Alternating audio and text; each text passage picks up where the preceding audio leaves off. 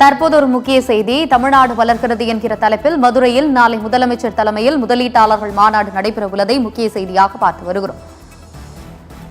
இதுகுறித்து கூடுதல் விவரங்களுடன் இணைகிறார் செய்தியாளர் கார்த்திக். வணக்கம் கார்த்திக், கூடுதல் தகவல்களை சொல்லுங்க. வணக்கம் ஆனந்தி. தமிழ்நாடு முதலமைச்சர் மு.க.ஸ்டாலின் தலைமையில் மதுரையில் நாளை மாபெரும் முதலீட்டாளர்கள் மாநாடு நடைபெறுகிறது. கிட்டத்தட்ட 36,660 கோடி முதலீட்டுடன் 56,766 புதிய வேலை வாய்ப்புகளுக்கு வழிவகுக்கும் 91 புத்துணர்வு ஒப்பந்தங்கள் மேற்கொள்ளப்படுகின்றன. ஆனந்தி, மேலமலை சந்திப்பில் அது மட்டும் இல்லாமல் மேலமலை சந்திப்பில் கட்டப்பட்டுள்ள வீரமங்கை வேலுநாச்சியார் மேம்பாலத்தையும் திறந்து வைக்கிறார் முதல்வர். இதற்காக இன்று இரவு மதுரை வரும் விமானம் மூலமாக மதுரை வரும் தமிழக முதல்வர் பைபாஸ் சாலையில் உள்ள தனியார் ஹோட்டலில் தங்குகிறார். இதைத் தொடர்ந்து மதுரை மாநகரில் நாளை தமிழ்நாடு முதலமைச்சர் மு.க.ஸ்டாலின் தலைமையில் நடைபெறும் தமிழ்நாடு வளர்கிறது எனும் தரப்பில் மாபெரும் முதலீட்டு மாநாடு நடைபெறுகிறது. இந்த மாநாட்டில் மொத்தம் 91 புரிந்துணர்வு ஒப்பந்தங்கள் மேற்கொள்ளப்படுகின்றன. இவற்றின் வாயிலாக 36,660 கோடி ரூபாய் மதிப்பீட்டிலான முதலீட்டுகளின் 56,766 இளைஞர்களின் புதிய வேலை வாய்ப்புகளுக்கு வழிவகுக்கப்படுகிறது என்று கூறலாம்.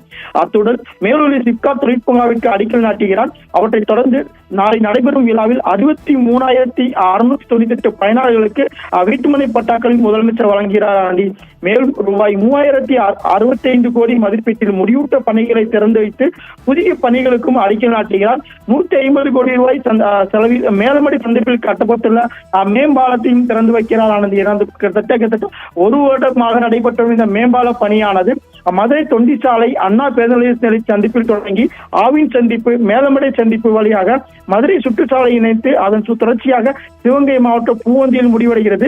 இச்சாலை மதுரை மாவட்டத்தை சிவகங்கை மாவட்டத்தின் இணைக்கும் முக்கிய மாநில நெடுஞ்சாலை ஆகும்.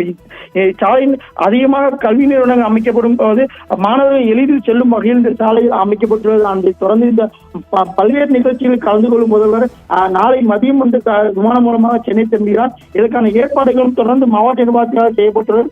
அதே போல தமிழக முதல்வர் மதுரை வருகையொட்டி நாளை தினம் மதுரை நகருக்குள் பல்வேறு இடங்களில் போக்குவரத்து மாற்றம் செய்யப்பட்டுள்ளது. அதை தொடர்ந்து பாதுகாப்பு பணிக்காகவும் 1000க்கும் மேற்பட்ட காவல்துறையினர் ஈடுபடுத்தப்படுகிறார்கள்.